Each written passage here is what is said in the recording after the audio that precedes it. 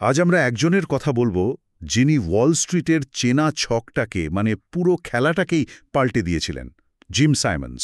হ্যাঁ, gym Simons. তিনি শুধু একজন সাকসেসফুল ইনভেস্টর নন, তার চেয়েও বড় পরিচয় তিনি একজন অসাধারণ গণিতবিদ। ঠিক, যিনি বাজারের ওঠানামা বোঝার জন্য সম্পূর্ণ নতুন একটা রাস্তা বানিয়েছিলেন। আর সেই রাস্তার গল্পটাই খুব সুন্দরভাবে আছে গ্রেগরি জুকারম্যানের বই the man who solved the মার্কেটে। আমরা বইটার একটা বাংলার সারসংক্ষেপ পেয়েছি, তো সেটা থেকেই আজ আমরা আলোচনা করব। আচ্ছা, আমাদের লক্ষ্য হলো বোঝা যে কিভাবে সাইমন্স শুধু ম্যাথস, ডেটা আর অ্যালগোরিদম কাজে লাগিয়ে কাজে লাগিয়েই রেনেসা টেকনোলজিজের মতো একটা কিংবদন্তি হেজ ফান্ড তৈরি করলেন। আর কিভাবে তার এই অ্যাপ্রোচটা পুরো ইনভেস্টমেন্ট দুনিয়াটাকে একটা নতুন দিকে নিয়ে গেল, তাই না? একদম। ব্যাপারটা ভাবলেই অবাক লাগে, তাই না? একজন লোক যিনি আগে সরকারের হয়ে কোড ভাঙতেন, গোপন কোড। হ্যাঁ, কোড ব্রেকার ছিলেন। উনি কিনা পরে ওয়াল স্ট্রিটের সবচেয়ে কঠিন কোডটা ভাঙলেন, বাজারের এই যে র্যান্ডম ওঠানামা সেটা। তার কোম্পানি রেনেসা টেকনোলজিস আর তার ওই বিখ্যাত মেডালিয়ন ফান্ড, এর পেছনের গল্পটা শোনা যাক। এটা তো শুধু টাকার গল্প নয়। না, একেবারেই না। এটা বিজ্ঞান, ডেটা আর প্রথা ভাঙার গল্প। চলুন শুরু করা যাক। প্রথমেই জিম সাইমন্সের ব্যাকগ্রাউন্ডটা একটু জানা দরকার।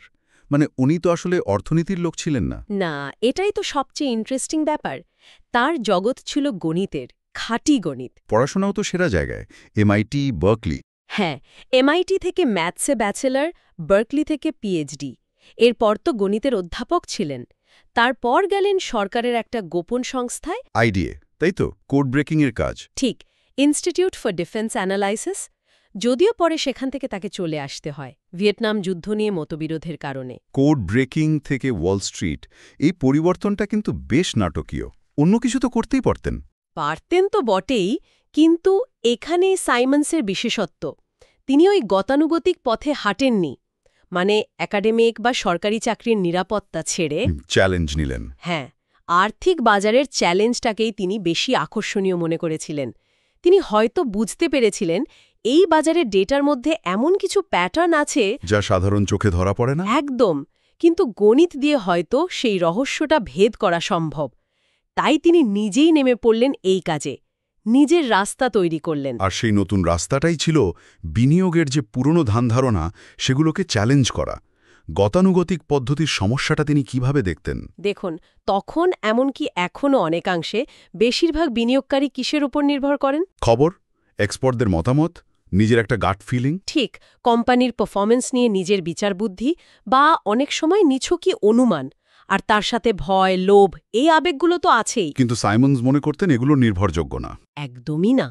তিনি বিশ্বাস করতেন বাজারের এই যে আপাতদৃষ্টিতে খেয়টিক চলাফেরা, এর ভেতরেও লজিক্যাল, ম্যাথমেটিক্যাল প্যাটার্ন আছে, যেটা খুঁজে বের করতে হবে ডেটা অ্যানালাইসিস করে। হ্যাঁ, প্রচুর পরিমাণে ঐতিহাসিক ডেটা দরকার, সেটা বিশ্লেষণ করে মডেল তৈরি করতে হবে। আর সেই মডেল যা বলবে সেভাবেই সিদ্ধান্ত নিতে হবে। মানুষের আবেগ বা অনুমানের জায়গা এখানে খুব কম। এই ভাবনা থেকেই তাহলে রেনেসান্স টেকনোলজিসের জন্ম। ঠিক তাই। আর তিনি যখনই ফান্ডটা তৈরি করলেন, এটা কিন্তু আর 5টা হেজ ফান্ডের মতো ছিল না। এখানে অর্থনীতির বা MBA করা লোকজনের থেকে গণিতবিদ, পদার্থবিদদের বেশি নিলেন। হ্যাঁ, পরিসংখ্যানবিদ, কম্পিউটার সায়েন্টিস্ট, এমনকি ভাষাতত্ত্বের লোকও ছিলেন, যাদের মূল দক্ষতা হল ডেটা বোঝা, প্যাটার্ন খোঁজা আর সায়েন্টিফিক পদ্ধতিতে সমস্যার সমাধান করা। উদ্দেশ্য ছিল তারা যেন বাজারের ডেটাকে একদম নিরপেক্ষভাবে দেখতে পারে, কোনো আগের ধারণা বা বায়াস ছাড়া। ঠিক ধরেছেন। তাদের কাজ ছিল ডেটা দেখা, হাইপোথিসিস টেস্ট করা, একেবারে বিজ্ঞানীদের মতো করে। ওয়াল স্ট্রিটের কে কি বলল বা কার কি অভিজ্ঞতা, সেটা বড় কথা নয়। ডেটা কি বলছে সেটাই শেষ কথা। আর এই টিমের হাত ধরেই তৈরি হল সেই বিখ্যাত মেডালিয়ন ফান্ড, যার রিটার্নের কথা শুনলে এখনও লোকে চমকে যায়। চমকানোর মতোই তো। বইয়ের সারাংশে যা বলা হয়েছে, বহু বছর ধরে এই ফান্ডের অ্যাভারেজ অ্যানুয়াল রিটার্ন ছিল প্রায় 40%। ভাবুন একবার। 40%? যেখানে ওয়াল স্ট্রিটের অন্যান্য নামী ফান্ডগুলো 15-20% পেতেই হিমশিম খায়। আর এটা কিন্তু ফি বা অন্যান্য খরচ বাদ দেওয়ার আগের হিসাব। তার চেয়েও বড় কথা, এই রিটার্নটা এসছে অনেক কম ঝুঁকি নিয়ে, অনেক বেশি স্থিতিশীলতার সাথে। এটাই ছিল সবচেয়ে আশ্চর্যের। কিন্তু কিভাবে? কিভাবে এটা সম্ভব হলো? মানে এর পেছনের কৌশলটা কি ছিল? কোনো জাদু? জাদু নয়, বিশুদ্ধ গণিত, পরিসংখ্যান আর কম্পিউটিং পাওয়ারের মিশ্রণ। সাইমন্স আর তার দল এমন অ্যালগোরিদম বানিয়েছিলেন যা বাজারের খুব ছোট ছোট, প্রায় অদৃশ্য মানে ক্ষণস্থায়? টিকে থাকা প্যাটার্ন বা সুযোগগুলো শনাক্ত করতে পারত। ধরুন, বিভিন্ন শেয়ারের দামের মধ্যেকার সূক্ষ্ম সম্পর্ক বা বাজারের একদম ভেতরের গঠন থেকে তৈরি হওয়া সুযোগ। যেগুলো সাধারণ ট্রেডাররা দেখতে পায় না বা দেখলেও দ্রুত কাজ করতে পারে না। প্রায় অসম্ভব তাদের পক্ষে। আর সিদ্ধান্তগুলোও তো নিত অ্যালগোরিদম। মানুষ নয়, কেনা বেচা সব অটোমেটিক। প্রায় তাই। সিস্টেম সিগন্যাল দিত, ট্রেড হয়ে যেত। লক্ষ লক্ষ ডেটা পয়েন্ট বিশ্লেষণ করে তৈরি হতো মডেলগুলো। আর বাজার বদলানোর সাথে সাথে সেগুলো নিজেদের আপডেটও করত। মানুষের আবেগ, ভয়, দ্বিধা এগুলোর কোনো জায়গা ছিল না। পুরো ব্যাপারটা চারপাশে একটা রহস্যের আবরণও তো ছিল। রেনেসান্স তাদের কাজের ধরন নিয়ে মারাত্মক গোপনীয়তা বজায় রাখতে শুনেছি। হ্যাঁ, এবং এই গোপনীয়তাটা তাদের সাফল্যের একটা বড় কারণও ছিল। তারা তাদের কৌশল, মানে ওই যে আলফা বা অন্যদের চেয়ে এগিয়ে থাকার ফর্মুলা, সেটা খুব সাবধানে লুকিয়ে রাখত। অবশ্যই। কারণ তারা জানতো এটা জানাজানি হয়ে গেলে অন্যরাও নকল করার চেষ্টা করবে। তখন ওই প্যাটার্নগুলো আর কাজ করবে না, সুযোগগুলো মিলিয়ে যাবে।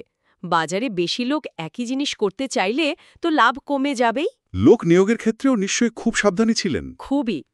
এই যে ওয়াল স্ট্রিটের অভিজ্ঞ ট্রেডারদের বদলে বিজ্ঞানীদের নিতেন, তার একটা কারণ এটাও ছিল।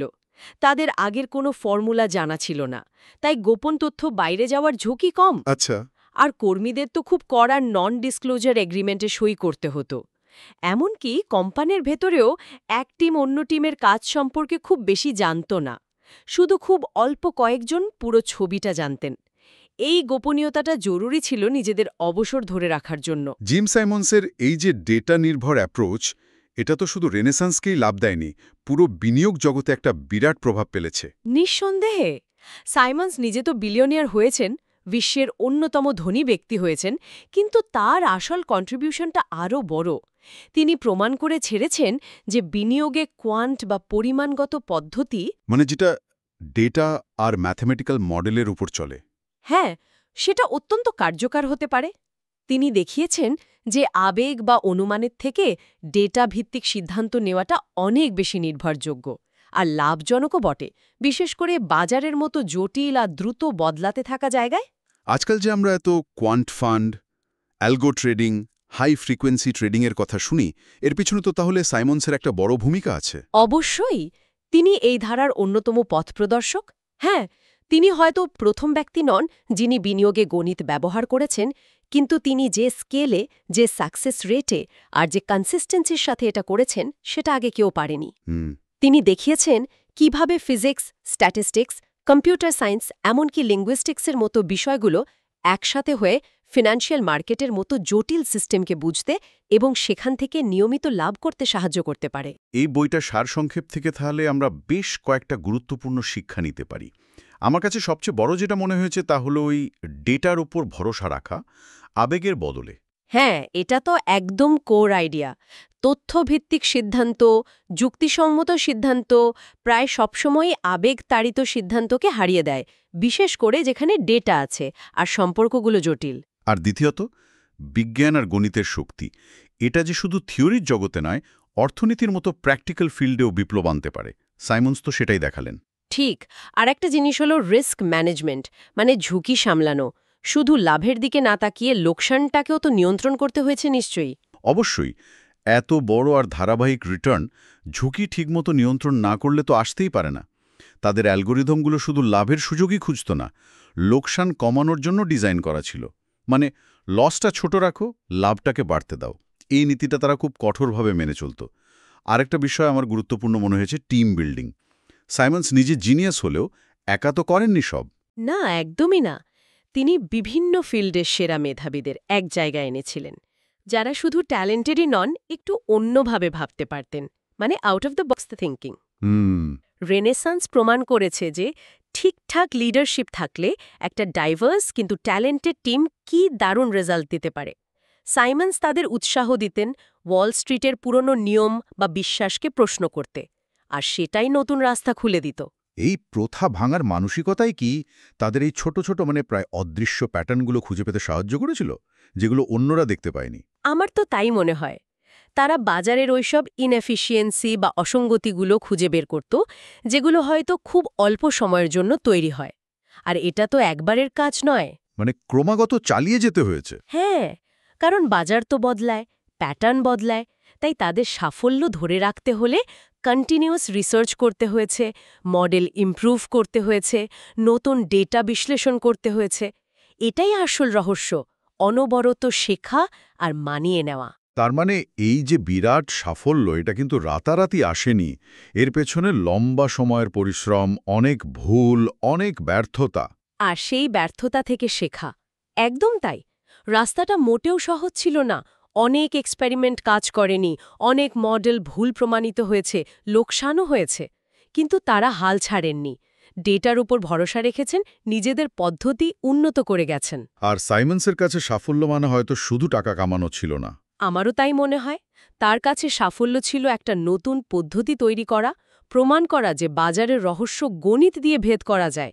তিনি বিনিয়োগের একটা নতুন দর্শন তৈরি করেছেন। তাহলে সব মিলিয়ে যদি দেখি, the man who solves the market বইটা শুধু জিম সাইমন্সের জীবনের গল্প নয়। হ্যাঁ, এটা আসলে একটা উদাহরণ। হ্যাঁ, উদাহরণ যে গতানুগতিক পথ ছেড়ে যদি অন্যভাবে ভাবা যায়, বিশেষ করে বিজ্ঞান, ডেটা আর টেকনোলজির শক্তিকে যদি ঠিকমতো কাজে লাগানো যায়, তাহলে অসম্ভবকেও সম্ভব করা যায়। সাইমন্সের এই গল্পটা কিন্তু দারুণ ইন্সপায়ারিং। এটা শেখায় যে আমরা যে কাজই করি না কেন, সেখানকার যে প্রতিষ্ঠিত ধারণা, সেগুলোকে প্রশ্ন করার সাহস রাখা উচিত। একদম। নিজের যুক্তি, নিজের বিশ্লেষণ, ডেটা এগুলোর ওপর ভরসা করলে অনেক বড় পরিবর্তন আনা সম্ভব, এমনকি সবচেয়ে কঠিন জায়গাতেও। সত্যি, জিম সাইমন্স আর তার রেনেসা টেকনোলজিস তো ডেটা আর অ্যালগোরিদম দিয়ে ওয়াল স্ট্রিটে বিপ্লবী এনে দিল, অভাবনীয় সাফল্য পেল। কিন্তু একটা প্রশ্নও তো জাগে। কি প্রশ্ন? ভবিষ্যতের দিকে তাকিয়ে এই যে ডেটা নির্ভর অ্যালগো ট্রেডিংয়ের যুগ আসছে বা এসেই গেছে বলা চলে, এখানে মানুষের ইন্টুইশন, অভিজ্ঞতা, বিচক্ষণতা এগুলোর ভূমিকা কি কমে আসবে? এটা একটা $1 মিলিয়ন কোয়েশ্চেন এখন, আর এটা নিয়ে বিতর্ক চলছে। যন্ত্রই সব করবে? দেখুন, টেকনোলজি যত এগোচ্ছে, অ্যালগরিদম তত বেশি কাজ করতে পারছে, এটা ঠিক। কিন্তু বাজার তো শুধু ডেটা দিয়ে চলে না। মানুষের আচরণ, ভূ-রাজনৈতিক ঘটনা, অপ্রত্যাশিত ক্রাইসিস এগুলো তো বাজারকে প্রভাবিত করে। ঠিক।